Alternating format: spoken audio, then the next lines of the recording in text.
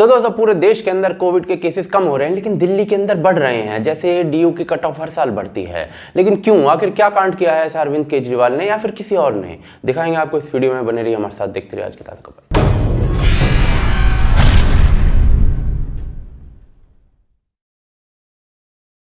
तो दोस्तों कल दिल्ली हाई कोर्ट ने लताड़ लगाई है अरविंद केजरीवाल को डायरेक्टली, वो भी झाड़ते हुए, और सीधा सीधा कहा है कि जिन लोगों की जान पिछले कुछ दिनों में गई है उनको एडमिनिस्ट्रेशन के द्वारा लिए गए कुछ स्टेप्स के बारे में बता सकते हो कि आपके लिए क्या किया गया है। कोर्ट ने कहा कि दिल्ली सरकार को 1 नवंबर से ही पता था कि कोरोना दिल्ली में फ्री के भाव बढ़ रहा है, लेकिन दिल्ली सरकार कछुए की तरह बैठी रही और 11 नवंबर को जब हमने कान में घंटी बजाई तब जाकर दिल्ली सरकार नींद से जागी, और उसके बाद भी 18 दिन इस महीने के खराब कर दिए। कितने लोग इस बीच में मारे गए हैं सरकार की लापरवाही से। और भी काफी कुछ सुनाया अरविंद केजरीवाल को दिल्ली हाई कोर्ट ने, लेकिन आपको डिटेल में पढ़ना है तो डिस्क्रिप्शन में एक लिंक दे रहा हूं। लेकिन दिल्ली के अंदर ऐसा हो क्या रहा है? तो जी पूरे देश के अंदर कोविड के जो केसेस हैं वो कम हो रहे हैं, लेकिन दिल्ली में ज्यादा हो रहे हैं। 13 अक्टूबर के करीब दिल्ली में करीब 21,000 से ज्यादा एक्टिव केसेस थे, लेकिन 14 नवंबर को आते आते 44,000 से ज्यादा हो गए हैं। 1 से 15 अक्टूबर के करीब तक करीब 2500 केसेस यानी 2500 केसेस पर डे एवरेज के तौर पर बढ़ रहे थे। 15 से 30 अक्टूबर तक ये number of cases 4000 per day से बढ़ने लगे, और उसके बाद 1 से 12 नवंबर के करीब तक ये जो केसेस हैं करीब 7000 पर डे से बढ़ रहे हैं। ये ग्राफ आप देख सकते हैं, इसमें फर्स्ट वेव, सेकंड वेव और थर्ड वेव दिखाया गया है दिल्ली का, और इसमें आप देख सकते हैं कि जो थर्ड वेव है वो फर्स्ट वेव से कितनी ऊपर है। लेकिन ये कोविड का सिनेरियो है। यूएस के अंदर अगर आप देखते हैं ग्राफ को, तो फर्स्ट वेव, सेकंड वेव और थर्ड वेव के बीच में डिफरेंस देखिए, हर बार ऑलमोस्ट डबल हो गया है। जबकि यूके के अंदर अगर आप फर्स्ट वेव और सेकंड वेव का डिफरेंस देखते हैं तो डबल से भी ज्यादा आपको अंतर दिखेगा। तो ये कोविड का एक फीचर है कि जब सेकंड वेव और थर्ड वेव और कॉन्जिक्यूटिव वेव्स आती हैं तो पिछली वेव से काफी ज्यादा होती है। लेकिन इसके लिए हाई कोर्ट ने दिल्ली सरकार को क्यों लताड़ लगाई? क्योंकि भारत के अंदर संघीय ढांचा है, और इसका मतलब यह होता है कि हेल्थ का जो इशू है वो स्टेट गवर्नमेंट के अंदर आता है। जब तक कोविड भारत के अंदर नहीं घुसा था तो उसको ना घुसने देना भारत सरकार की जिम्मेदारी थी, जो कि ऑफ कोर्स नहीं हुआ। लेकिन एक बार जब लोग बीमार होना शुरू हो गए हैं तो वो सरकार की जिम्मेदारी हो जाती है राज्य की। मजे की बात यह है कि पूरे देश के हर बड़े शहर में जो कोविड के केसेस हैं वो घट रहे हैं, और दिल्ली में एक्सपोनेंशियली बढ़ रहे हैं, और सरकार जो है दिल्ली की उसने इसमें धनिया बोया हुआ है। अभी जो अमित शाह है वो इसमें इंटरफेयर कर रहे हैं, इसके बाद क्या रिजल्ट आएगा वो टाइम बताएगा। लेकिन ये जो इंटरफेयर है एक बार पहले भी किया जा चुका है। दिल्ली अपनी फर्स्ट वेव ऑफ कोविड से जूझ रहा था। 20 जून के अराउंड 25,000 के करीब एक्टिव केसेस थे, और 2500 केसेस, 2500 केसेस पर डे के हिसाब से ये बढ़ रहा था। और जिस हिसाब से ये स्पीड पकड़ रहा था तो मनीष सिसोदिया का बयान आया था कि जुलाई एंड आते आते दिल्ली के अंदर 5.5 लाख से ज्यादा केसेस होंगे। लेकिन एक्चुअली में हुआ उल्टा। 20 जुलाई आते आते जो एक्टिव नंबर ऑफ केसेस थे वो घटकर 17,000 रह गए, और दूसरी तरफ पर डे जो केसेस थे वो 2200 से घटकर करीब 1700 पर डे हो गए। और जिन हॉस्पिटल्स के अंदर बेड मिल भी नहीं रहे थे वहां पर करीब 10,000 बेड जो थे वो खाली पड़े थे। कैसे हुआ ये? तो जी 9 जून को सिसोदिया का बयान आता है होपलेस करने वाला, और 14 जून को अमित शाह ने ऑल पार्टी मीटिंग बुलाई, और उसके बाद टेस्टिंग बढ़ा दी गई, प्रोसेस स्ट्रीमलाइन किए गए, डोर टू डोर सर्वे हुए, नंबर ऑफ बेड्स जो थे वो बढ़ा दिए गए, फैसिलिटीज उनमें बढ़ा दी गई, ट्रीटमेंट कॉस्ट पर कैप लगाई गई, पीपीई किट्स बढ़ाए गए, सीसीटीवी लगवाए गए कोविड की मॉनिटरिंग के लिए, और सबसे इंपॉर्टेंट कॉन्टैक्ट ट्रेसिंग पर ध्यान दिया गया, और सारे जो कंटेनमेंट जोन्स को रेगुलेट किया गया। तो जो नंबर ऑफ केसेस थे वो कम हो गए। अब पिछले दिनों में ध्यान नहीं दिया गया तो नंबर ऑफ केसेस जो थे वो जगह जगह पर बढ़ने लगे, और जो नंबर ऑफ कंटेनमेंट जोन है वो आज ये नंबर पार कर रहे हैं। दिल्ली के अंदर जो नंबर ऑफ केसेस हैं पर डे वो 8000 पार कर रहे हैं, तो कोर्ट ने सुनाई है अच्छे से। लेकिन अब जरा थोड़े से रीजंस पर निगाह डाल लेते हैं कि ये ऐसा हो क्यों रहा है। तो एक मेजर रीजन बताया जा रहा है पॉल्यूशन। क्या पॉल्यूशन से कोविड केसेस बढ़ते हैं? तो जी एक स्टडी में पता चला है कि जो PM 2.5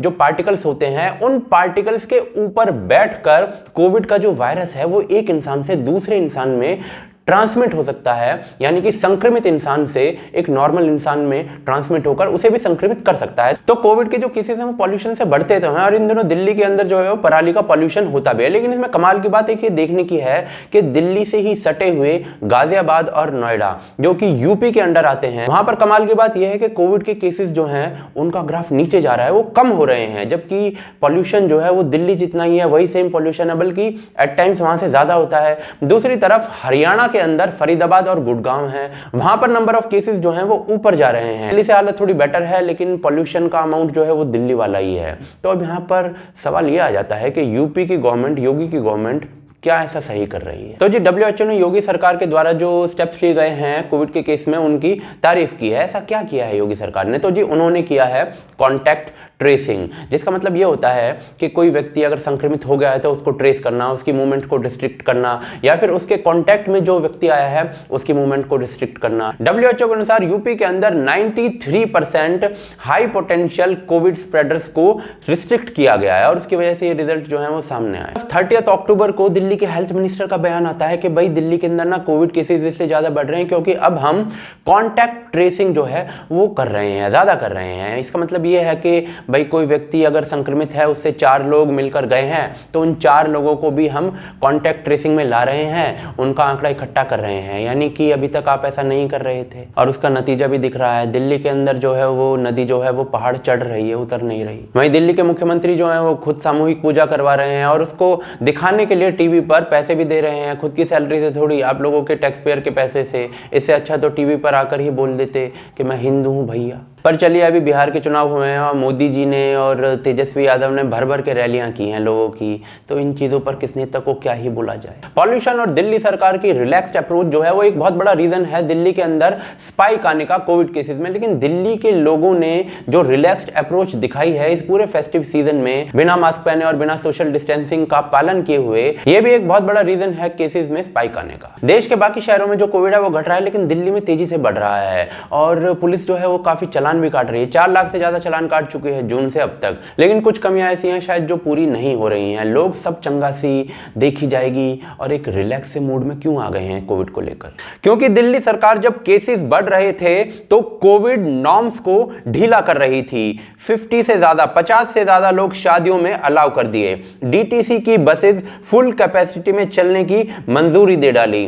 ISBT ओपन कर डाले, और अब कांड हो रहा है तो फाइन बढ़ा रहे हैं 2000 रुपए मास्क ना पहनने पर। और जो रिलैक्सेशन नॉर्म्स कम कर डाले थे उनको दोबारा से बढ़ाने पर विचार चल रहा है, शादियों में लोग कम करना, एक्सेट्रा एक्सेट्रा। यहां तक कि कोर्ट ने भी झाड़ा है कि तुम्हें जब पता था कि केसेस बढ़ेंगे फिर भी तुमने रिलैक्सेशन नॉर्म्स को कम क्यों किया? लेकिन सारा गुड़ गोबर करने के बाद भी अमित शाह के ऊपर इल्जाम डाला जा रहा है दिल्ली की सरकार के द्वारा, और अमित शाह ने दोबारा से एंट्री ली है कोविड के चक्कर में दिल्ली में। अब देखते हैं क्या अंजाम होता है इस एंट्री का।